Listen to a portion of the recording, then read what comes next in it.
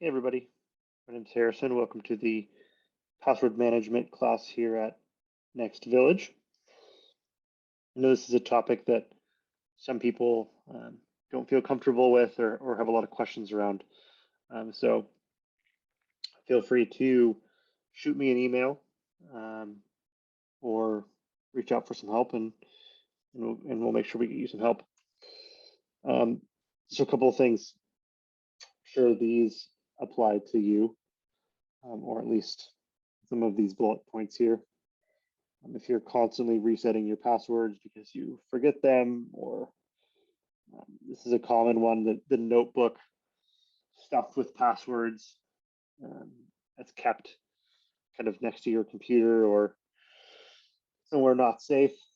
Um, and then this other kind of pain point here of having to type passwords over and over again and not sure which one is for which service, or which leads to maybe a password reset or something like that.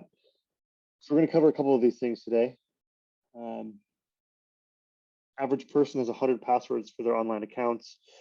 So I know it seems like a big number, but just look around and think about all the things you use frequently or infrequently. And I'm sure you could come up with 100 pretty easily. So we want to start by looking at the passwords for the accounts that are most critical, most important. So think finance related things, bank accounts, credit cards, even your online shopping accounts. Someone can really spin up a lot of damage by having access to these things. So important we watch those as well. Social media and email accounts, those are also high value accounts that are often targeted. A lot of damage can be done, right? If you think about a compromised email account, that person then has access to password reset functionality. They have access to all of your history. They can find out what services you use, where things are sent. It's really important that we lock that one down. And then you have some other accounts, I'm sure, Netflix, maybe some photo storage accounts or music services, maybe like Spotify or Apple Music. I want to protect those as well because people can sign into those accounts and kind of piggyback off of your service. So I want to make sure that everything is secure, top to bottom. So a couple of good practices here. So we do want to change passwords regularly. We want to use a mix of upper, lowercase letters, as well as punctuation and symbols.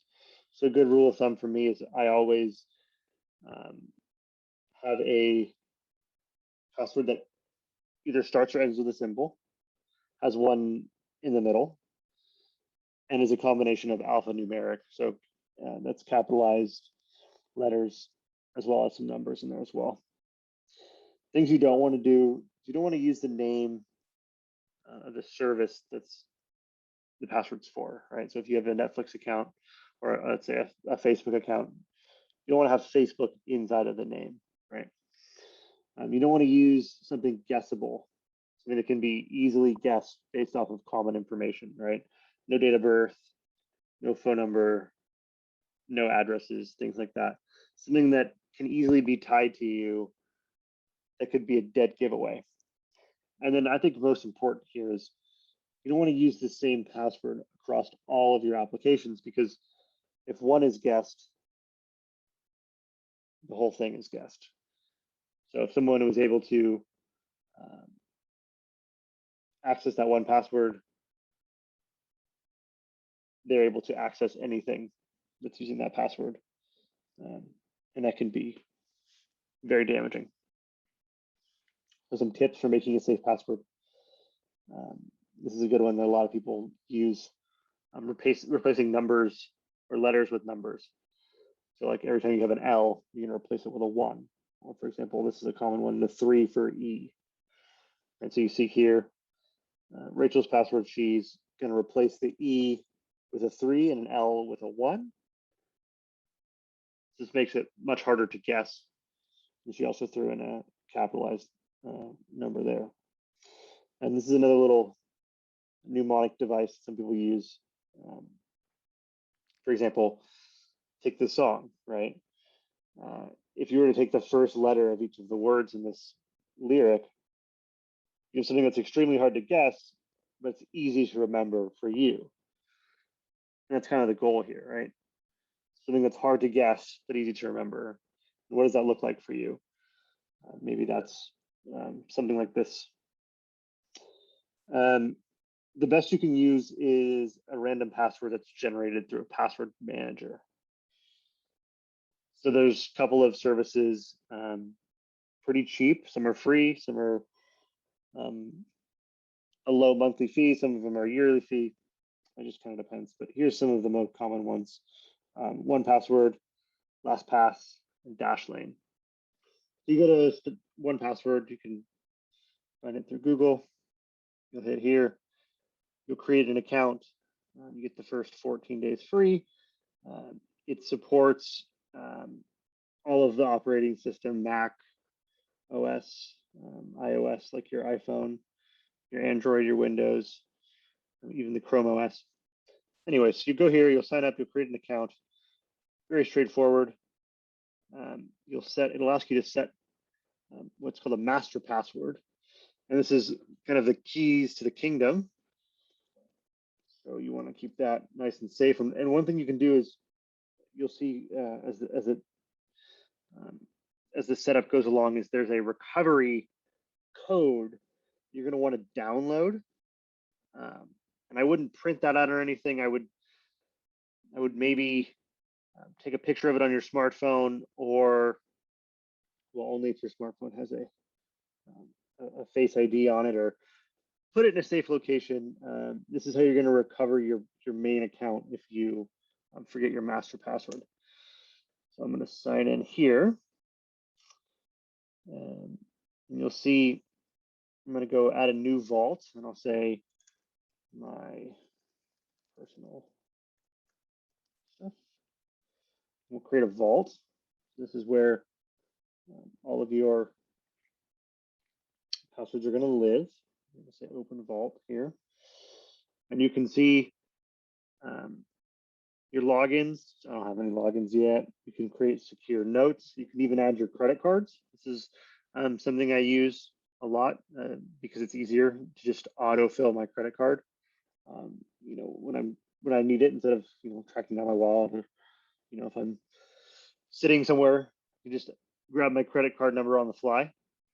So you're going to want to add the 1Password extension for your browser. So it depends on what browser you're using. I'm using Firefox, for example, but you can go here, add-ons and themes, and you'll find more, and you look for the 1Password. I already have it installed. If you have any questions about this, let me know. This functionality is not required, but it's highly recommended because it just unlocks a bunch more features, which you'll see here in a minute.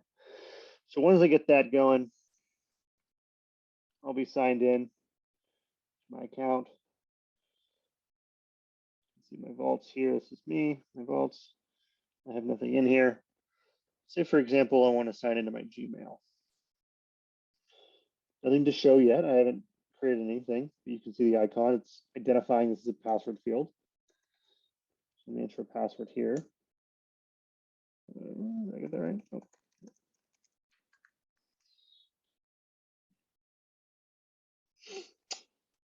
And I can save the password. Now I know save that.